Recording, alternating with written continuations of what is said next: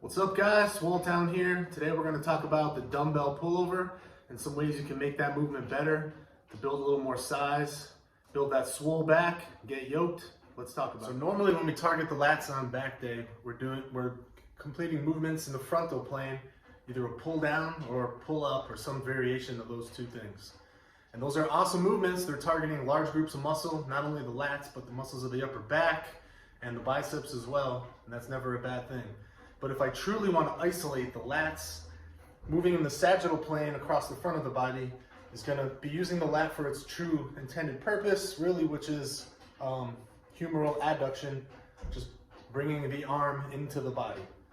And that is really the only way to truly isolate the lats with a straight arm pull down, or like we're talking about today, a pullover. All right, so let's talk about 3 ways you can make pullovers more effective. 3 things you can do to get more connection with the lats and build bigger lats through the pullover. All right, a few things to really pay attention to. One is that there's a slight bend in my arms and it remains constant. I am not extending the elbows to complete the movement. I'm trying not to use my triceps, just the back.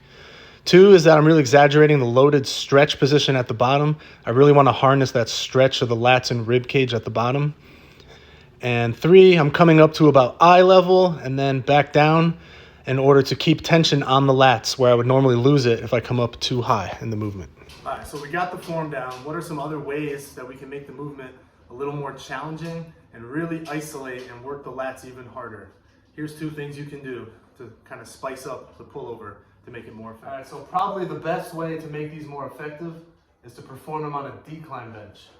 Setting yourself up on a decline is going to use gravity to your advantage, make the movement a little harder, and help keep tension on the lats where you want them, especially at the bottom.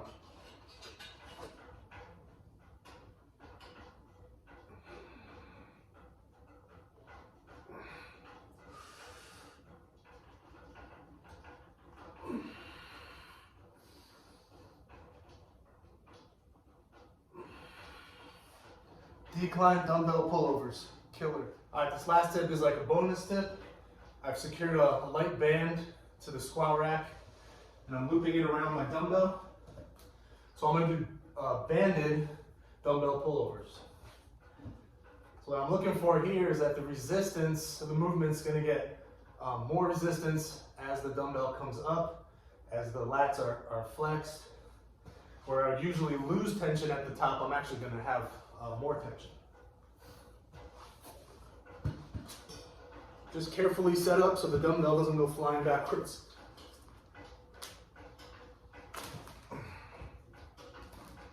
All right, set up.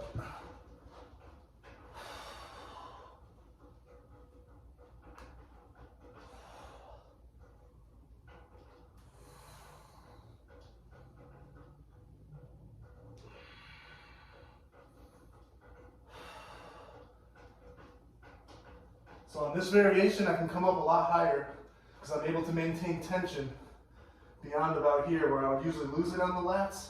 I'm able to kind of pull through like a straight arm pull down and get a little bit deeper. I hope this video helped you out in your training somehow. The pullover is a really fundamental movement for building a big, strong back. Old school bodybuilders use it to great effect, so can you.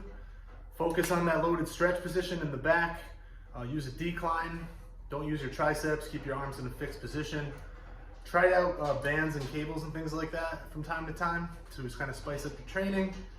And I hope this video was helpful. If it was, give me a like, maybe a subscribe, all other good bullshit. Till next time, stay swole. I'm out.